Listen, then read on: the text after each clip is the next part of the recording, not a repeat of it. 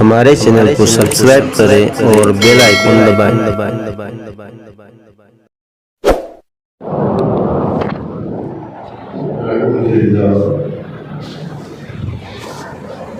الحمد لله كفى وسلام على عباده الذين اصطفى أما بعد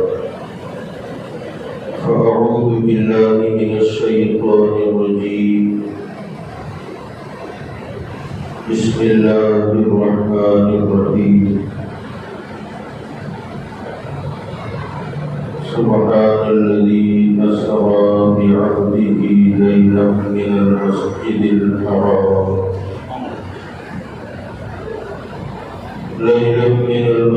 الحرام إلى المسجد الأقصى الذي باركنا حوله لنريه من آياتنا إنه هو السميع البصير. وقال النبي صلى الله تعالى عليه وسلم اللهم بارك لنا في يمننا وشامنا أو كما قال.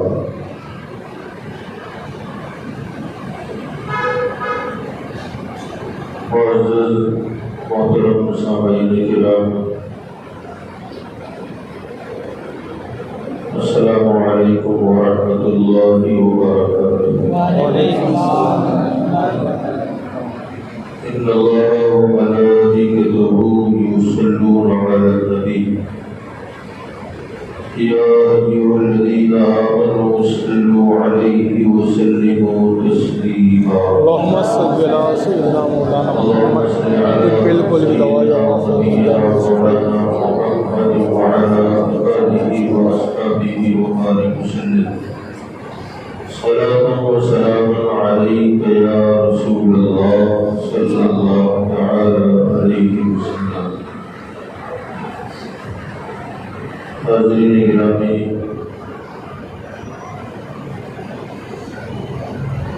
دنیا میں ایک عظیم ملک جسے ملک شام کہتے ہیں، ملک شام میں ایک علاقہ ہے فلسطین. فلسطین میں ایک جگہ ہے بیت المقدس. بیت المقدس میں ایک مسجد ہے، مسجد اقصی.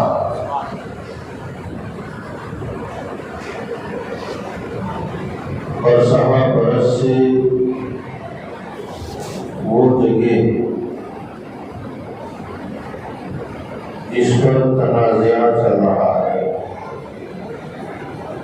برسوں سے اس سرزمین پر مسلمانوں کا قتل ہوتا ہے. بے شمار لوگوں نے اس سرزمین کے لیے اپنی جانوں کی قربانیاں پیش کی. وقتاً فوقتاً وہاں کے معاملات بگڑتے ہیں، سنورتے ہیں، پھر بگڑتے ہیں. سنورتے تو نہیں ہے مگر ماحول امن کا ہو جاتا ہے. بہت سارے لوگوں کو اس بات کا علم نہیں ہے کہ آخر وہاں لڑائی کس بات کی ہے. لوگ کیوں اتنی جانیں دے رہے ہیں اور کیوں جانیں دی جا رہی ہے. تو سب سے پہلی بات تو یہ ہے کہ ملک شام یہ نبیوں کی سرزمین ہے، پیغمبروں کی سرزمین ہے. اس سرزمین پر بہت سارے انبیاء کرام کے مزارات ہیں.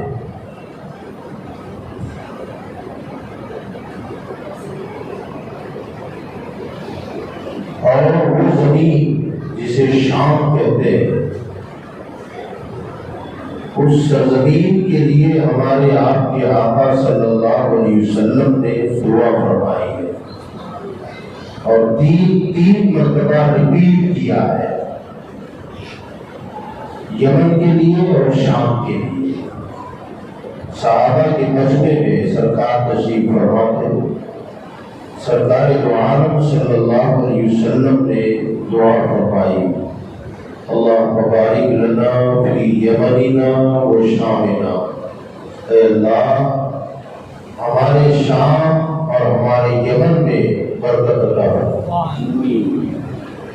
اسی محفل میں کچھ لوگ نجد کے بھی تھے، انہوں نے عرض کیا رسول اللہ صلی اللہ علیہ وسلم ہمارے نجد کے لیے بھی دعا فرمائے۔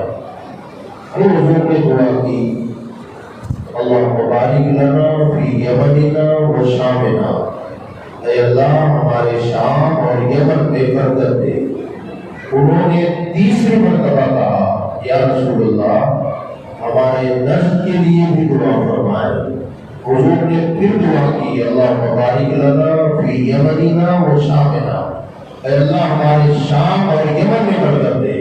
انہوں نے کہا تھا نجد کے لیے دعا کریں۔ سردار نے فرمایا کہ وہ جگہ فتنوں کی جگہ ہے، نجد فتنوں کی جگہ ہے، وہاں سے شیطان کی سیگ نکلے گی۔ یہ ارشاد فرمایا نجد کا جو علاقہ ہے وہ دعائے مصطفیٰ سے محروم علاقہ ہے، اور شام حضور کی دعا آئے ہوئے ہے، یہ ملک شام ہے۔ بس ملک شام حضرت سیدنا ابراہیم علیہ السلام پہلے مدین میں تھے، اور مدین عراق کا علاقہ ہے۔ مدین ہی میں حضرت سلمان فارسی رضی اللہ تعالیٰ عنہ کا مزار بھی ہے۔ وہاں جب نمرود نے حضرت ابراہیم علیہ السلام کو آگ میں ڈالنے کا منصوبہ بنایا اور آگ کو آگ میں ڈالا گیا، اللہ تعالیٰ نے حضرت ابراہیم علیہ السلام کو کے لیے اس آگ کو گلے گلزار بنا دیا، آپ صحیح سلامت رہے۔ پھر اس کے بعد اللہ کے حکم سے آپ نے ہجرت فرمائی، مدین چھوڑا، اور جدھر گئے وہ ملک شام ہے۔ آپ نے ہجرت وہی فرمائی، بیت المقدس میں آپ نے قیام کیا، وہاں رہنے لگے۔ اسی سرزمین پر اللہ تعالیٰ نے حضرت ابراہیم علیہ السلام کو دو بیٹے عطا فرمائے۔ ایک بیٹے ہیں حضرت اسحاق علیہ السلام، اور دوسرے بیٹے حضرت اسماعیل علیہ السلام۔ پھر اللہ کا حکم آیا، بیویاں دو تھی حضرت ابراہیم کی، حضرت سارہ اور ہاجرہ۔ حضرت ہاجرہ کے یہاں جب بیٹا پیدا ہوا جناب اسماعیل علیہ السلام، تو اللہ کے حکم سے اس دودھ پیتے بچے کو اور بیوی کو وادی غیر ذی زرع میں لے جا کر چھوڑنے کا حکم ہوا۔ حضرت ابراہیم علیہ السلام اپنی بیوی اور بچے کو لے کر نکل پڑے ملک شام سے۔ جب نکلے تو وہاں آ کے ان کو بسایا جہاں آج ہمارا کعبہ ہے، جہاں مکہ المکرمہ ہے۔ اس زمانے میں کوئی آبادی، کوئی شہر کچھ نہیں تھا، بس ایک جنگل تھا، پہاڑیاں تھی، ریگستان تھا، وہاں لا کے بٹھا دیا۔ تو ایک بیٹا عرب میں، دوسرا بیٹا ملک شام میں۔ اب اللہ کی شان، اللہ کی قدرت کہ حضرت اسحاق علیہ السلام سے حضرت ابراہیم کے جو بیٹے ہیں ان سے جو سلسلہ چلا اولادوں کا، اللہ نے کثرت کے ساتھ اس نسل میں نبی پیدا فرمایا، کثرت کے ساتھ، بہت زیادہ کثرت ہے اس کی۔ بلکہ ابراہیم، اسحاق، یعقوب، یوسف، یہ جو سلسلہ چلا ہے یہ ایک ہی سلسلہ ہے حضرت اسحاق کی اولاد میں۔ یہ مسلسل باپ، بیٹا، پوتا، پر پوتا، اس طریقے سے یہ سلسلہ چلا تو نبیوں کا ایک لائن لگا دیا تھا، اور سارے کے سارے وہی آباد ہو گئے۔ حضرت اسحاق کے بیٹے حضرت یعقوب ہیں، حضرت یعقوب علیہ السلام رہنے لگے وہی ملک شام میں۔ پھر آپ کو اللہ تعالیٰ نے 12 بیٹے عطا فرمائے، اور 12 بیٹوں میں ایک بیٹے ہے حضرت یوسف علیہ السلام۔ اب حضرت یعقوب علیہ السلام کی چاہتیں محبتیں حضرت یوسف پر تھی، اس کی وجوہات ہے کیونکہ سب سے چھوٹے بھی تھے اور ان کی والدہ کا انتقال ہو چکا تھا، تو ظاہر بات ہے جب بچہ چھوٹا ہو اور اس کی ماں کا انتقال ہو جائے تو باپ کی توجہ اس اولاد پر زیادہ ہوتی ہے، باپ کی توجہ زیادہ ہوگی تو دوسرے جو بھائی تھے، دوسری بیویوں سے جو بچے تھے، انہیں رشک ہوا کہ یار ہمارا باپ کی خود زیادہ چاہتا ہے اور بہت زیادہ ہوتی ہے۔ بہرحال وہ حسد شروع ہوا اور حضرت یوسف علیہ السلام کا وہ پوری کیفیتیں اور پوری مدت قرآن پاک سورہ یوسف میں موجود ہے۔ آپ کے بھائیوں نے انہیں تفریح کے بہانے سے جنگل لے گئے، لے جا کر زور و کوب کیا، مارا بھی اور اندر کنویں میں ڈال دیا۔ اللہ کی شان کہ خاموش پر کے جس کی حفاظت سبحان اللہ، وہ شمع کیا مجھے جسے روشن خدا کرے۔ بھائیوں نے چاہا تھا کہ اس بھائی کا خاتمہ کر دیا ہے، کنویں میں ڈال دیا۔ تفاسیر میں آیا ہے کہ ادھر بھائیوں نے کنویں میں پھینکا اور اللہ نے جناب جبریل کو حکم دیا میرے یوسف کو تکلیف نہ ہو، ادھر کے کنویں کے گلیر سے اندر جا رہے ہیں اور حضرت جبریل علیہ السلام سدرا سے نکلے، ان کے پانی میں پہنچنے سے پہلے حضرت جبریل نے حضرت یوسف کو پروں پہ اٹھا لیا اور پروں پہ اٹھا کر آپ کو ایک پتھر کی چٹان پر کنویں کے اندر بٹھا دیا اور وہاں بیٹھ گئے۔ پھر وقت تھوڑا سا گزرا، 1 دن یا 2 دن، مصر کا ایک قافلہ وہاں سے روانہ ہوا تو انہوں نے وہاں پڑاؤ کیا۔ جو مسافر ہوتے ہیں انہیں پتا ہوتا ہے کہ کہاں پانی ہے، کہاں نہیں ہے، کہاں رکنا ہے، وہ وہاں پڑاؤ کیا اور اپنے کچھ لوگوں کو پانی کے لانے کے لیے روانہ کیا۔ وہ پانی لینے آئے، انہوں نے کنویں میں رسی ڈالی، دوڑ ڈالی اور جیسے اندر ڈالی تو ہوتا یہ ہے کہ گہرے کنویں جب ہوتے ہیں تو اگر جھانکتا کر رہے آدمی بس سیدھے دوڑ چھوڑی اور ہوا کھینچ کے دیکھتا ہے، اگر دوڑ بڑھ گئی تو وزندار ہے، نہیں بھری تو ہلکی ہے۔ تو اسے لگا کہ جب کھینچا اس نے اوپر تو اسے وزن لگا تو اس نے کھینچنا شروع کر دیا، ڈول پانی سے بڑھ گیا۔ جب اوپر کی طرف وہ ڈول آئی تو ڈول کے ساتھ حضرت یوسف بھی نکل آئے، انہوں نے رسی پکڑ لیا تھا۔ تو وہ دیکھ کر حیران رہ گیا کہ پانی کے بجائے بڑا حسین خوبصورت لڑکا نکل آیا ہے۔ قرآن میں اس کا بھی تذکرہ ہے۔ بہرحال اس نے خوشی کا اظہار کیا اور شہزادے کو لے جا کر اپنے قافلے کے سردار کے پاس پیش کیا۔ تو حضرت یوسف بہت خوبصورت، نبیوں میں حسین ترین نبی جناب یوسف کا تذکرہ ہمارے آقا کے علاوہ، ورنہ دنیا میں حضور سے بڑھ کر کوئی حسین ہو رہی نہیں، بلکہ حضرت یوسف کو جو حسن ملا ہے یہ ہمارے آقا کے حسن کا صدقہ ہے۔ بہرحال اس طریقے سے وہ قافلے والے حضرت یوسف علیہ السلام کو مصر لے گئے۔ مصر جانے کے بعد غلامی کی زندگی گزری، پھر اس کے بعد جیل میں جانا پڑا، پھر اس کے بعد جیل سے نکالے گئے۔ اللہ کا کرم، اللہ کی شان، اس کی قدرت، بھائیوں نے کنویں میں چھوڑ دیا، مرنے کے لیے ڈال دیا، وہاں سے لوگوں نے نکالا، غلام بنا لیا، پھر اسے بازار میں بیچا، خرید و فروخت ہوگی، جس نے خریدا محل میں لایا، وہاں پھر کچھ حادثہ پیش آیا، پھر جیل میں گئے اور اللہ کی شان کے جیل کے بعد بادشاہ بن گئے۔ تفصیلات ہے اس کی، اللہ نے مصر کا انہیں بادشاہ بنا دیا۔ بادشاہ بن جانے کے بعد پھر ایک وقت آیا، حضرت یعقوب علیہ السلام کو پتا چلا کہ میرا بیٹا وہاں ہے اور بادشاہ ہے، تو آپ اپنے بال بچوں سمیت مصر آ گئے، مگر اس وقت تک وہی آباد تھے۔ مصر آنے کے بعد وہ وہاں رہنے لگے۔ حضرت یوسف علیہ السلام نے اپنی زندگی کا دور گزارتے مصر میں بوڑھے ہو گئے اور وہیں آپ کا انتقال ہوا۔ کہاں؟ مصر۔ مگر انتقال سے پہلے حضرت یوسف علیہ السلام نے وصیت فرمائی کہ میری قوم کے لوگوں، مجھے معلوم ہے آج نہیں تو کل तुम मिस्र से हिजरत कर जाओगे और हिजरत भी तुम्हारी मुल्क शाम होगी, सुभान अल्लाह। बैतुल मुक़द्दस की तरफ जाओगे।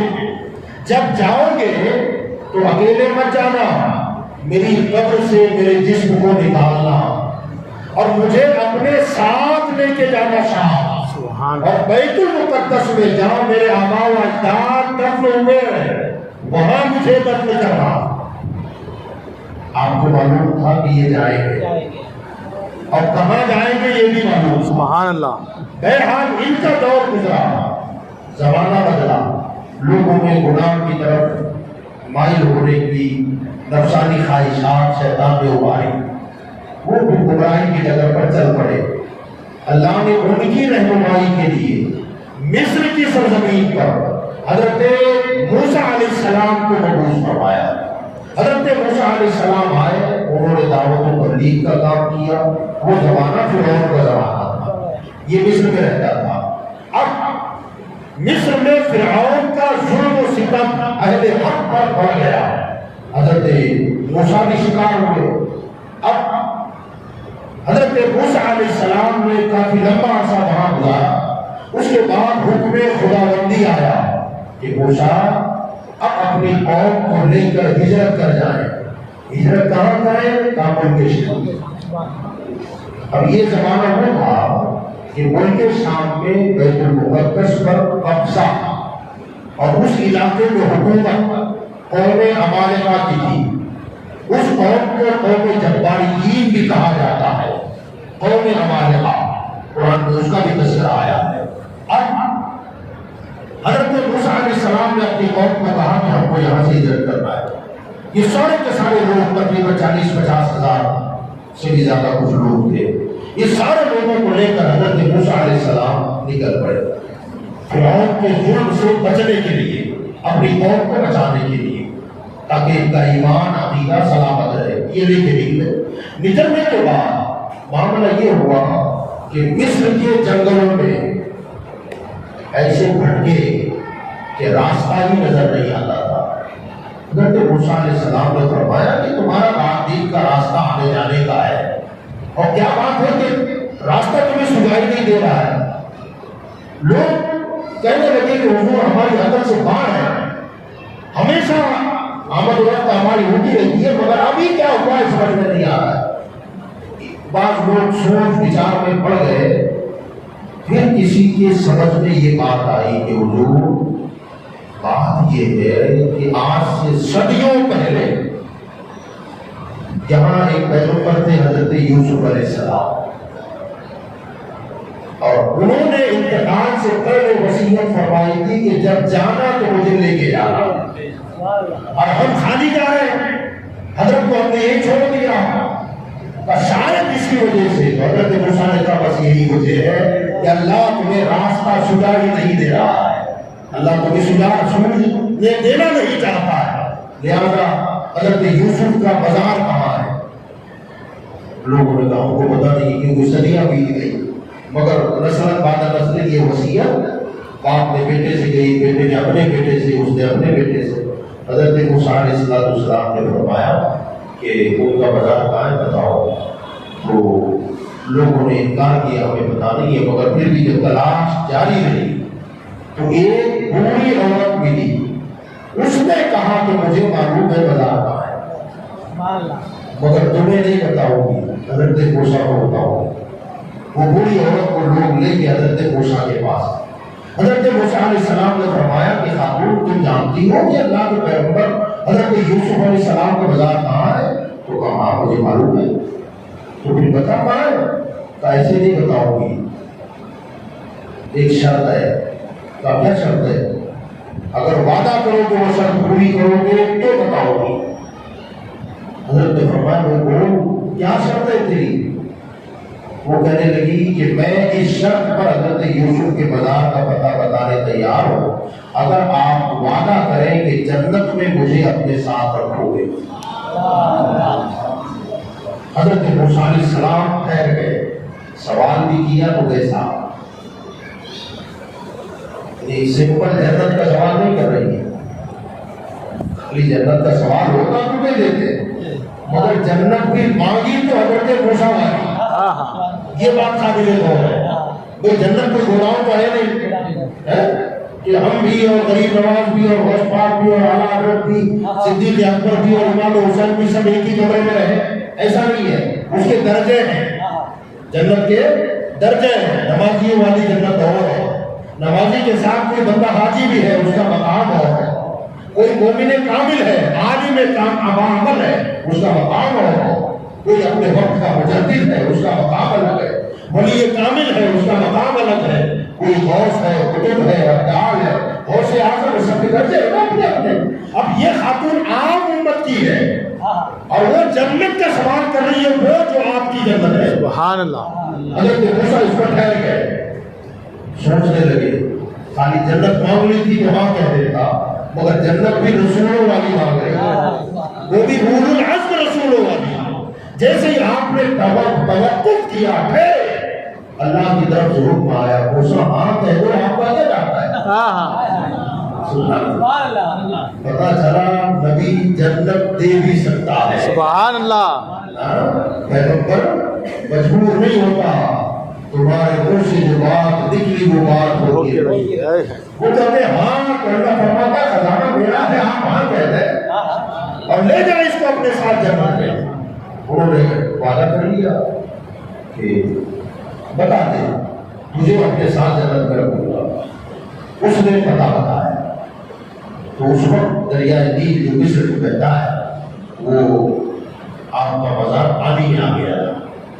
اس نے بتایا کہ کنارے سے اتنے گز کی دوری پر ان کا بازار ہونا چاہیے، اب تلاش کرنا آپ کا کام۔ آپ نے اپنے لوگوں کو لگایا، وہ ڈھونڈے تو حضرت یوسف علیہ السلام کا تابوت جس میں آپ کا جسم رکھا تھا وہ مل گیا۔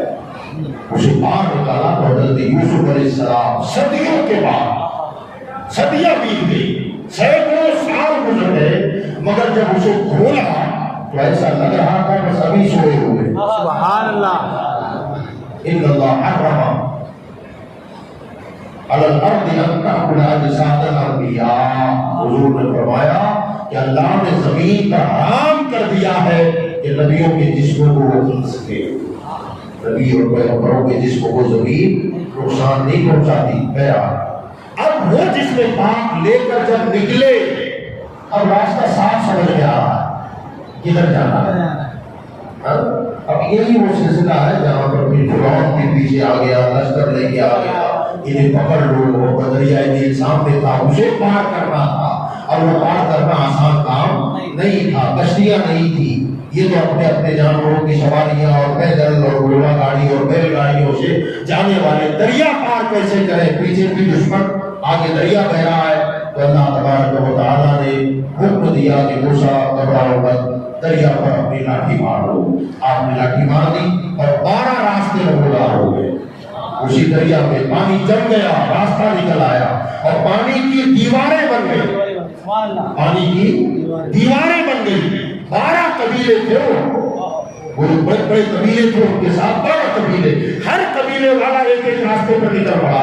حضرت موسیٰ علیہ السلام سے یہ لوگ کہنے لگے کہ وہ ہمارے ساتھیوں کا کیا بنا، ہمیں تو پتہ ہی نہیں ہے، گھبرانے لگے کہ موسیٰ ان کی کیا خبر ہے۔ حضرت موسیٰ علیہ السلام نے فرمایا ڈرتے کہ وہ صبر ہے، صبر، اللہ کا احسان چل رہا ہے، کہا ہمیں اطمینان نہیں ہوگا جب تک ہم انہیں دیکھ نہ لیں۔ حضرت موسیٰ نے پانی کی دیوار پر ایک لاٹھی ماری تو ہر دیوار میں کھڑکیاں بن گئی۔ سبحان اللہ۔ یہ ان کو دیکھ رہے ہیں، وہ ان کو دیکھ رہے ہیں، وہ ان کو دیکھ رہے ہیں، کیا اللہ کی شان ہے۔ سبحان اللہ۔ ایک تو پانی کی دیواریں بنا دی اور لاٹھی ماری تو پھر پانی کی دیواروں میں کھڑکیاں بن گئی۔ سب ایک دوسرے کو دیکھتے ہوئے بہرحال دریا پار ہو گئے۔ ادھر سے انہوں نے دیکھا، فرعون نے دیکھا، اس کے لشکریوں نے دیکھا راستہ ہے۔ فرعون جو ہے خدائی کا دعویٰ کرتا تھا، اس کا وزیر تھا بدبخت حامان۔ حامان فرعون کا وزیر ہے، تو یہ ڈینگے مارنے لگا کہ ہاں دیکھا میری شان، اگر یہ دریا میں کود جاتے تو مر جاتے، یہ میری قدرت ہے کہ دریا نے انہیں راستہ دیا تاکہ میں انہیں زندہ پکڑوں۔ عقل دیکھیے کہاں جا رہا ہے، اسے زندہ، ان لوگوں کو زندہ پکڑو تاکہ یہ میری غلامی کر سکے۔ اور ڈالو اپنی سواریاں اسی راستے پر۔ حامان چالاک تھا، وہ قریب آیا کا غور کیجیے، اگر اس دریا میں گھوڑے تم نے ڈالے تو تمہیں تمہاری خدائی کا پتہ چل جائے گا، اتنا مجھے معلوم ہے ان کے ساتھ موشا ہے تو یہ ہو رہا ہے۔ وہ کہنے لگا ایسی بات ہے، اب گھبرا گیا، ظاہر بات اس کی بات تھا، مگر پھر اللہ کی شان، وہ جس گھوڑے پر سوار تھا حضرت جبریل علیہ السلام گھوڑی پر بیٹھ گیا، اپنی گھوڑی کو اس کے گھوڑے کے سامنے سے گزار دیا حضرت جبریل نے۔ اب اس گھوڑے نے جب گھوڑی کی پوچھ ہوگی یہ آپے سے باہر ہو گیا، اب حضرت جبریل گھوڑی لے کر دریا میں چلے گئے، اب وہ تو جبریل تھے، اب اس کا گھوڑا بے قابو ہوا، گھوڑی کے پیچھے چل رہا، اب جیسے ہی فرعون کا گھوڑا اندر گیا تو پیچھے سارے لشکری بولے، جب سردار ہی اندر گیا تو چلو، اب جب بیچوں بیچ گئے تو حکم خدا ہوا، دریا جاری ہو گیا۔ اب دریا جب جاری ہوا تو فرعون بھی اور سارے فرعونی بھی دریا میں ڈوب گئے، سب کے سب دریا میں غرق ہو گئے۔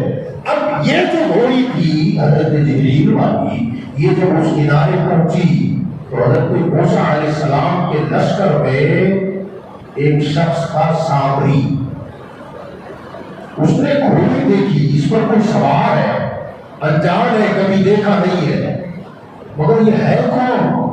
اس نے جب غور سے دیکھا تو وہ گھوڑی تھی نا، جہاں وہ اپنا قدم رکھتی اور اٹھاتی وہاں ہریالی نکلتی، وہ گھوڑی جہاں پیر رکھتی اور اٹھاتی تو سوکھی زمین پر پیر رکھتی، لیکن جب اٹھاتی تو ہریالی نکل آتی۔ اس نے سوچا یہاں اس میں کچھ کمال ہے، اس نے چپکے سے جہاں گھوڑی کا قدم گرا تھا وہاں سے اس نے مٹی اٹھائی اور اسے محفوظ کر لیا۔ محفوظ کر کے جبریل تو چلے گئے اور یہ لشکر اپنا قافلہ لے کر آگے روانہ ہوئے۔ روانہ ہو جانے کے بعد معاملہ یہ ہوا جب ملک شام کی سرحدوں میں داخل ہوئے اور وہاں جانے کے بعد یہ لوگوں نے ڈیمانڈ کیا، اللہ تعالیٰ نے یہ جب جا رہے تھے تو سردی زیادہ تھی، ٹھنڈی زیادہ تھی، ایسے موقع پر حضرت موسیٰ علیہ السلام، ملک شام وہ زمین ہے، کوہ طور بھی اسی سرزمین پر ہے، طور کا جواب والتین والزیتون والطور سینین وہذا البلد الامین، اس میں جو طور سینین ہے نا، یہ طور سینا، یہ ہے طور کا پہاڑ، جہاں پہنچے تھے وہاں آگ نظر آ رہی تھی حضرت موسیٰ علیہ السلام کو، تو انہوں نے سوچا کہ وہاں سے کچھ آگ لے کے آئے اور جلائیں تاکہ ٹھنڈی سے بچ سکے، سردی سے بچ سکے، مگر جب وہاں پہنچے وہ آگ نہیں تھی، نور خدا جگمگا رہا، وہ نور نکل رہا تھا درخت سے، اندر سے آواز آئی، موسیٰ تمہارا رب بول رہا ہے۔ یہی وہ مقام ہے جہاں نبوت کا اعلان کرنے کی باری آئی، اللہ تعالیٰ نے نبوت کے اعلان کا انہیں یہاں حکم دیا۔ بہرحال آپ جب دور پر گئے نا، پھر وہیں پر توریت بھی آپ کو ملی کتاب، اس عرصے میں یہ سامری نے یہ کہا کہ حضرت موسیٰ علیہ السلام یا ہم کو جن کی عبادت، جس کی عبادت کا حکم دیتے ہیں، ہم نے وہ خدا کو دیکھا نہیں، وہ کیسا ہے، اور کس کو دیکھ کر بغیر دیکھے ہم سجدے کرتے ہیں؟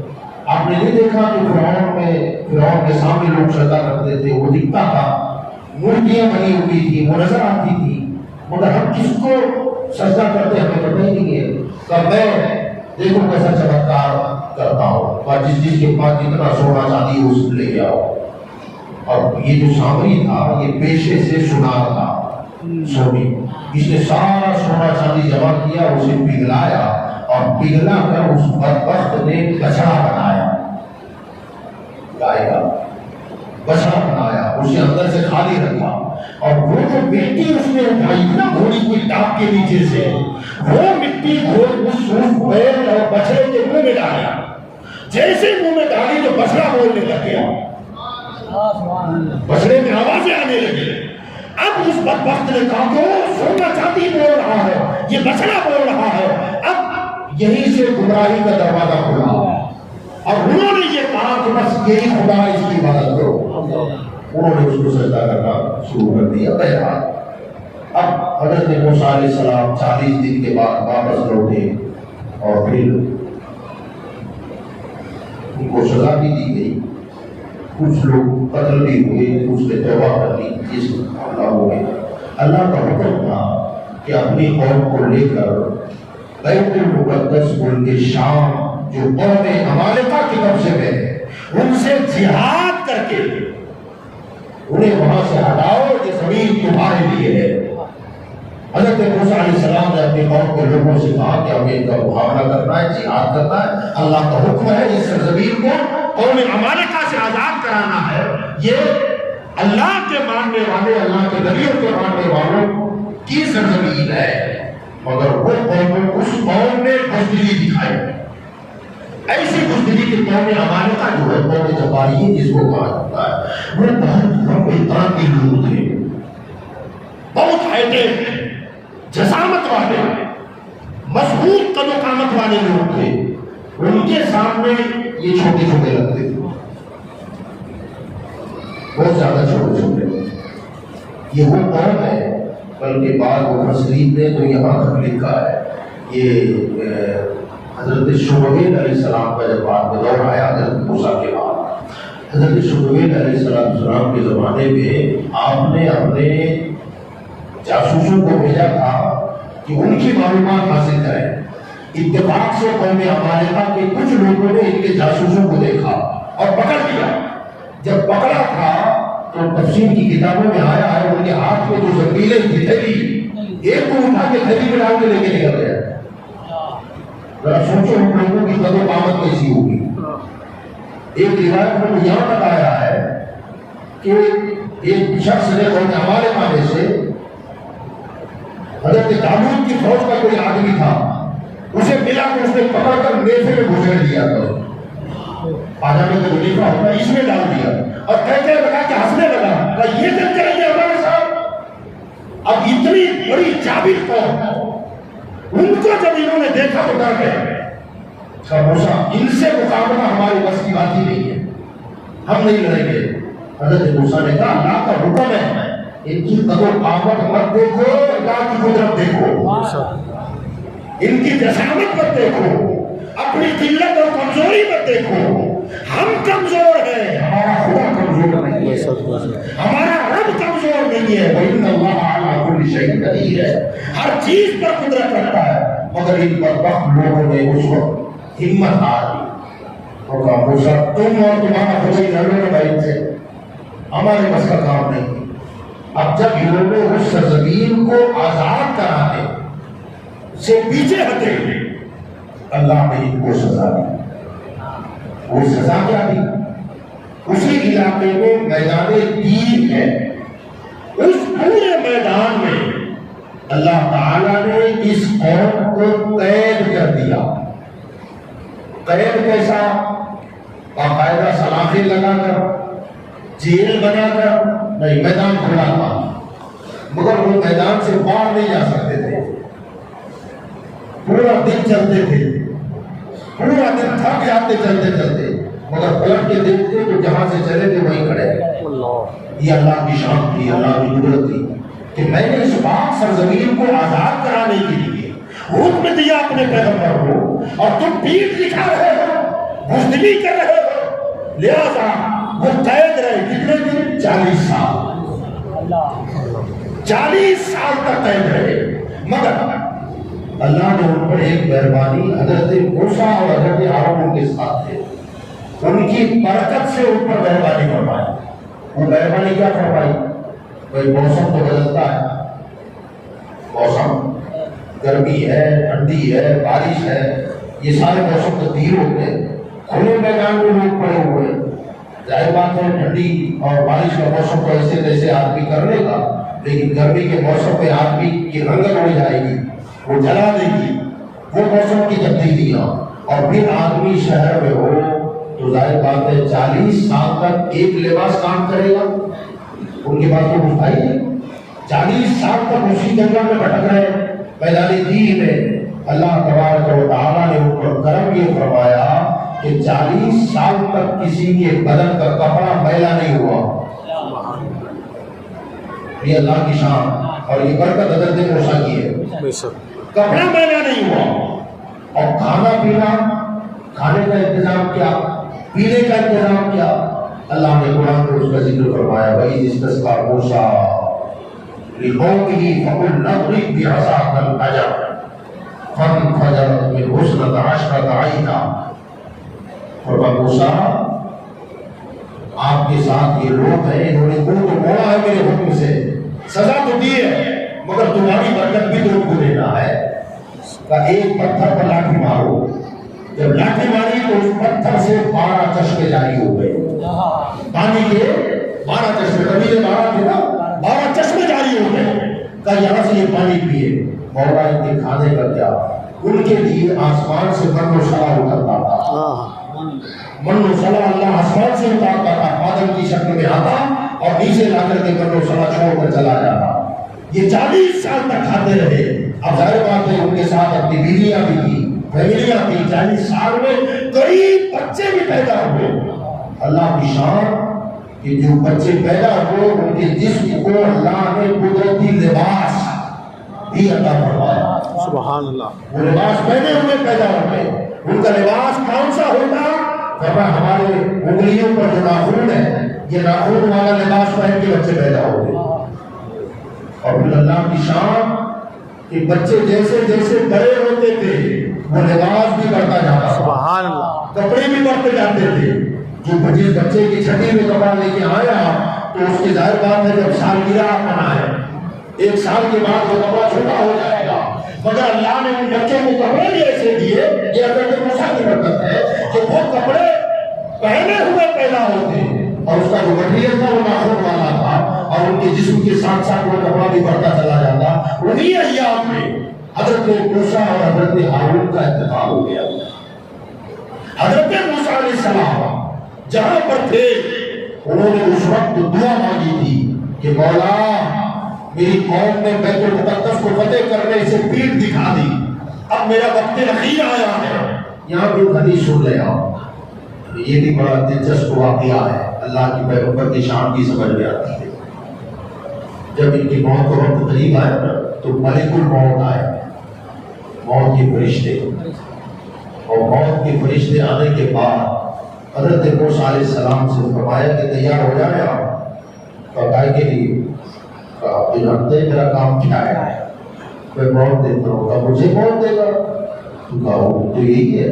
حضرت موسیٰ کو جلال آ گیا اور تھپڑ مار دیا. ایسا تھپڑ مارا فرشتے کو کہ ان کی آنکھ نکل گئی. اللہ. ان کی آنکھ باہر نکل آئی. اب جیسی ان کی آنکھ باہر نکلی یہ واپس رب کی دربار میں گئے. تعالیٰ کس کے پاس بھیج دیے؟ جو بندہ مرنا ہی نہیں چاہتا اور مجھے تھپڑ مار کے میری آنکھ باہر نکال دی. اللہ نے اس فرشتے کی آنکھ کو لوٹا اور فرمایا کہ آپ واپس جاؤ. اور جا کر ان کے سامنے پیر کھڑا کر اور ان سے کہا کہ پیر کی پیٹھ پر آپ ہاتھ رکھیں. آپ کے ہاتھ کے نیچے جتنے بال آئیں گے ہر بال کے بدلے 1 سال کی عمر آپ کی بڑھا دی جائے گی. فرشتہ پیر لے کے آیا بخاری کی حدیث ہے اور فرمایا کہ اس پر آپ ہاتھ رکھیں. اللہ کا حکم ہے کہ جتنے بال آپ کے ہاتھ کے نیچے آئیں گے ہر بال کے بدلے 1 سال کی عمر آپ کی بڑھا دی جائے گی. حضرت موسیٰ نے فرمایا پھر اس کے بعد کیا؟ تو یہ بالوں کی گنتی پوری ہو جائے اس کے بعد کیا؟ تو فرشتے نے کہا اس کے بعد پھر وہی جواب ہو گیا جو اب میں حدیث نام کے لیے آیا ہوں. اس کے بعد بھی وہی ہے، موت کا آدمی ہے. اس کو بات کر رہے ہیں. ہمارا عقیدہ یہ نہیں ہے کہ نبیوں کو موت نہیں آتی. نبیوں کو موت آتی ہے مگر وہ مرتے نہیں ہے، ہوتا نہیں ہے. ان کو موت آئی ہے مگر نبی ہوتا علاوہ فرماتے انبیاء کو بھی اجل آنی ہے مگر ایسی کہ فقط آنی ہے. اس آن کے بعد پھر ان کی زندگی مثل جاوید آنی ہے. موت آتی ہے مگر ہم مردہ نہیں ہوتے. بہرحال حضرت موسیٰ علیہ السلام نے کہا بھئی یہ بات جب ان کی گنتی پوری ہو جائے اس کے بعد کیا ہوگا؟ کہا اس کے بعد تو نہیں ہے نا، موت تو آنی ہے. اب حضرت موسیٰ نے کہا کہ تب کیا ہوگا؟ اب کیا؟ فرمایا اپنا کام کر، مگر اس سے پہلے آپ نے دعا مانگی کہ باری تعالیٰ موت تو برحق ہے اور آنی ہے، اتنا کرم کر دے کہ مجھے بیت المقدس کے قریب کر دے، وہاں موت دے. ذرا سوچے آپ کہ بیت المقدس کی زمین کتنی پاکیزہ ہے، اس کا رتبہ کتنا بلند ہے کہ اللہ کے پیغمبر حضرت موسیٰ دعا مانگ رہے ہیں کہ مولا موت دے تو اس زمین پر تو غیروں کا قبضہ ہے، کم سے کم اس کے قریب مجھے کر دے اور پھر موت دے، میں اس زمین کے قریب کرنا چاہتا ہوں. اللہ نے دعا قبول فرمائی اور اس مقام پر آپ تشریف لے گئے. وہاں فرشتے نے اپنا کام کیا اور وہیں پر حضرت موسیٰ کا مزار بنا. ہمارے آقا صلی اللہ علیہ وسلم نے ارشاد فرمایا کہ اگر تم میرے ساتھ، یہ بات مدینے میں ہو رہی ہے، سرکار نے فرمایا اگر اس وقت تم وہاں ہوتے اور میں وہاں ہوتا تو میں تمہیں بتاتا کہ موسیٰ کی قبر کہاں ہے.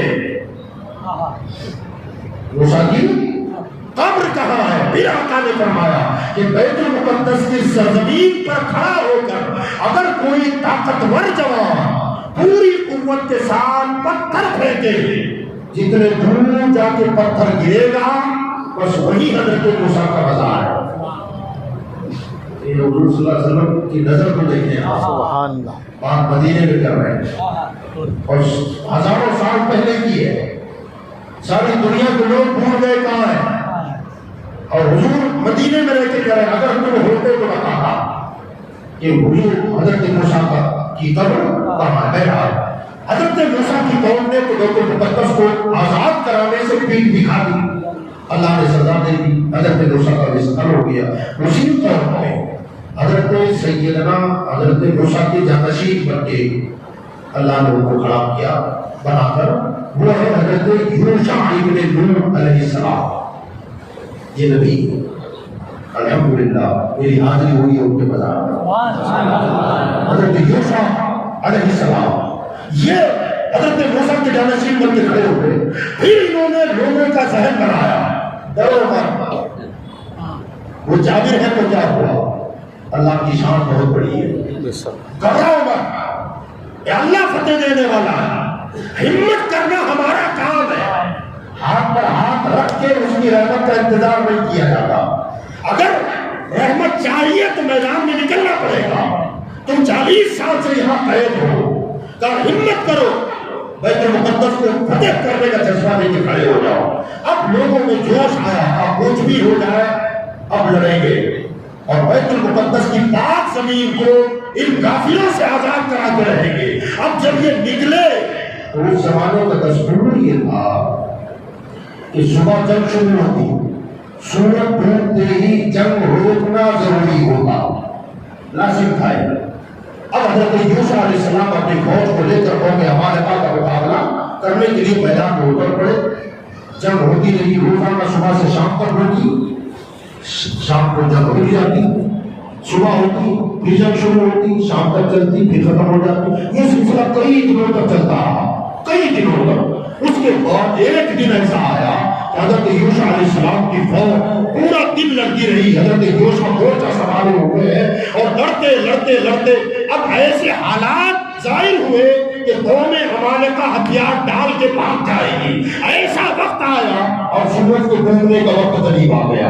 اب حضرت یوشع سوچنے لگے کہ مولا اگر میں نے جنگ اب روک دی اور سورج ڈوب گیا تو جنگ روکنی پڑے گی، اور جنگ رکے گی تو یہ رات بھر آرام کر کے پوری تیاری کر لیں گے، 12 گھنٹے کا ٹائم ملے گا اور دوسرے دن تازہ تر ہو کر مقابلہ کریں گے اور ہمیں اتنی ہی پھر کوشش کرنی پڑے گی. مولا کرم کر دے، تیرا مقدس دیار آزاد ہونے والا ہے، مولا کچھ کرم کر دے، مولا اس سورج کو ڈوبنے سے روک دے. سبحان اللہ. اب یہ شام ہو رہی ہے، جنگ رکے گی، ادھر وہ سوچ رہے کہ ادھر ڈوبے تو ہمیں راحت ملے، دوسرے دن تازہ دم ہو کر پوری تیاری سے مقابلہ کریں گے. حضرت یوشع نے دعا کی، اللہ نے سورج کو ڈوبنے سے روک دیا. سبحان اللہ. اب چند گھنٹوں کے بعد فتح ہونے والی ہے، ڈوب گیا تو پھر فتح نہیں ہوگی۔ اللہ نے سورج کو جہاں تک وہی روک دیا، ڈوب نہیں رہا ہے۔ اتنی دیر روکا اللہ نے سورج کو ڈوبنے سے جتنی دیر میں ان کی فتح ہو گئی، سبحان اللہ، ہمارے پاس تباہ ہو گئی اور بیت المقدس آزاد ہو گیا۔ سبحان اللہ۔ دو باتوں کا پتہ چلا۔ حضرت موسیٰ کے زمانے میں قوم نے بیت المقدس کی آزادی سے کیوں پڑا؟ اللہ نے سزا دی۔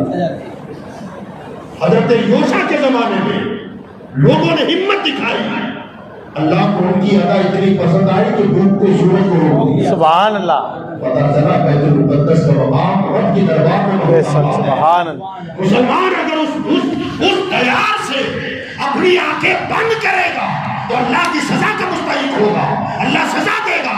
اور اگر اس دیار کی آزادی کے لیے مسلمان آگے بڑھے گا تو اللہ تعالیٰ اس کی ضرور مدد فرمائے بے گا، شک، سبحان اللہ۔ جیسے ان کی مدد فرمائی۔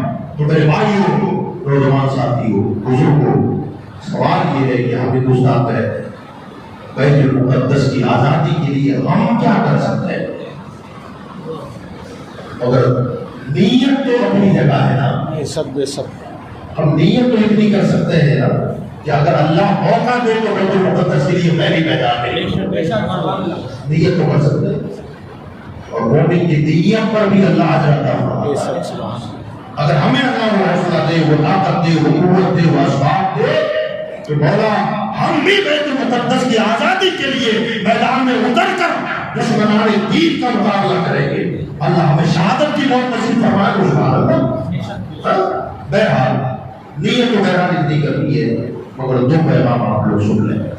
ایک تو یہ کہ جب بھی دعا مانگے تو فلسطین کے مسلمانوں کے لیے اور بیت المقدس کی آزادی کے لیے دعا ضرور کرو گے انشاءاللہ۔ دوسرا کام یہ کرنا ہے کہ اسرائیل کی جتنی پروڈکٹ ہیں، صابن ہے، شیمپو ہے، تیل ہے،